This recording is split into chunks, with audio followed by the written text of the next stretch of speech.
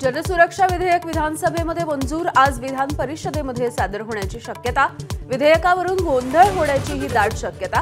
कायद्याचा दुरुपयोग होण्याची विरोधकांकडून भीती व्यक्त। विधानसभा निकालापासून तानाजी सावंत मतदारसंघामध्ये फिरकलेच नाहीत।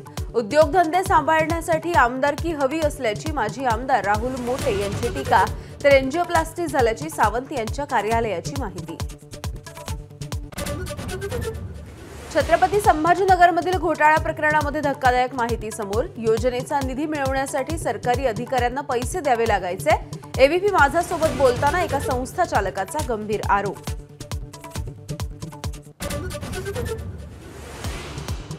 छत्रपती संभाजीनगरमधल्या इंग्रजी शाळांमधल्या गैरप्रकारांची ओबीसी मंत्री अतुल सावे यांच्याकडून गंभीररित्या दखल।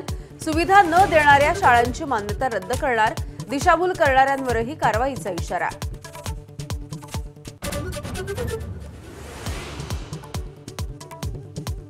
आमदार संजय गायकवाड यांच्यावरती हत्येच्या प्रयत्नाचा गुन्हा दाखल करा। दैनिक सामनामधून सडकून टीका करत मागणी। गायकवाड प्रकरणामध्ये मुख्यमंत्र्यांनी पळ काढल्याचाही निशाणा।